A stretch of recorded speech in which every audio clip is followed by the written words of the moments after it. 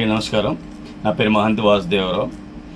ఈ నెల జూన్ 15 నుంచి జూలై 14వ తేదీ వరకు నెల రోజుల పాటు ఆంధ్రప్రదేశ్ రాష్ట్ర వ్యాప్తంగా స్పెషల్ ఇన్సెంటివ్ రివ్యూ పేరుతో పేరుతో మీ వాటర్ వెరిఫికేషన్ ప్రతి ఇంటికి వచ్చి బిఎల్ఓలు గవర్నమెంట్ ప్రభుత్వం కేంద్ర ప్రభుత్వం తరపున కేంద్ర ఎన్నికల సంఘం తరపున బిఎల్ఓలు బూత్ లెవెల్ ఆఫీసర్లు, పార్టీల తరపున బిఎల్ఏలు ఉంటారు.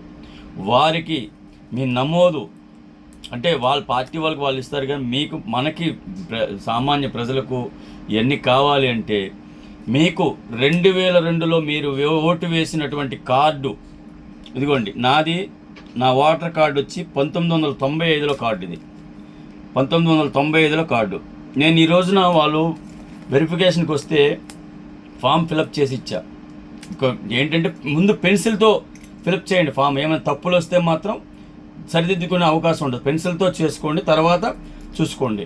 అయితే ఈ కార్డు నేను వెరిఫికేషన్కి వస్తే నా ఫామ్ ఇస్తే మీకు ఇది కాదండి, మీరు పాత 2002లో ఎప్పుడైతే ఓటేసారో అది ఆ నెంబర్ కావాలని చెప్పి అడగడం జరిగింది. అయితే అప్పుడు వెతికితే ఇదిగోండి దొరికింది. ఇప్పుడు 2002ది కాదు, 1995లో దొరికింది నాది.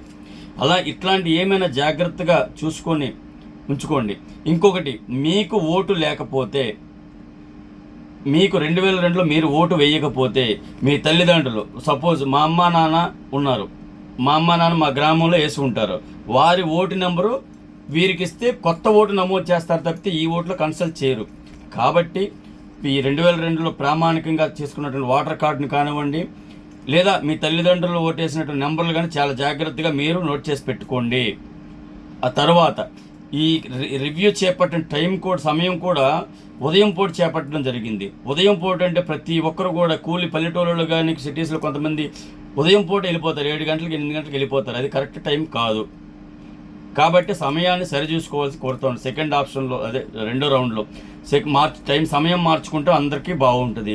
అలాగే ప్రతి ఒక్కరికి బిఎల్ఏలకు కూడా సమయం, వాళ్ళు వ్యాపారాలు చేసుకోవాలి, ఆటో నడుపులు ఉంటారు, పార్టీల తరపున ఉంటారు, కాబట్టి వాళ్ళకి కూడా అది సరైన సమయం కాదు. వాళ్ళు కూడా చాలా బాధపడుతున్నారు. నాకు చాలామంది మేము అనంతరం ఇరుక్కుపోయామన్నా అని చెప్పేసి అనే పరిస్థితి కూడా వచ్చింది ఈ రోజున. మీలాంటి వాళ్ళు తప్పించుకున్నారు, మమ్మల్ని ఇరికిచ్చేశారు అన్నట్టు. ఏ పార్టీ అన్న తర్వాత సంగతి, అది తర్వాత వాళ్ళ ఇష్టం, అది మనకి సంబంధం లేదు. కానీ ప్రజలు మాత్రం మీకు భారతదేశంలో మీరున్నారని నిరూపించుకోవాలి అంటే మీకు ఓటు, ఆధార్ కార్డు కూడా మీకు ఓటు హక్కుకు పనిచేయదు. ఆధార్ కార్డు మీకు లాస్ట్ ఆప్షన్ ఇచ్చాడు. మీ పేపర్ వెనక మళ్ళీ చూసుకోండి, ఆధార్ కార్డు మాకుంది అంటే ఎగిరితే కుదరదు. ఇక్కడ భారతదేశంలో మీరు ఓటు హక్కు 2002లో ఏదైతే ఇచ్చారో మీకు ప్రామాణికం అదే. అప్పుడు లేచినటువంటి లాస్ట్లో ఆధార్, నీకు ఏది లేకపోతే ఆధార్ ఒకటే. మీ అమ్మగారి ఓటు, మీ నాన్నగారి ఓటు లేకపోతే లాస్ట్లో కొత్త ఓటు కాబట్టి ఆధార్ ఒకటే. మళ్ళీ నాకు ఇది ఉంది కాబట్టి నా ఇద్దరు మగ పిల్లలకి వస్తుంది, నా పిల్లలకి అందరికీ వస్తుంది తండ్రిగా. కానీ కొత్తగా పెళ్ళైనటువంటి అత్తవారింటికి వెళ్తున్నటువంటి ఆడపిల్లలకు భర్తతో వర్తించదు.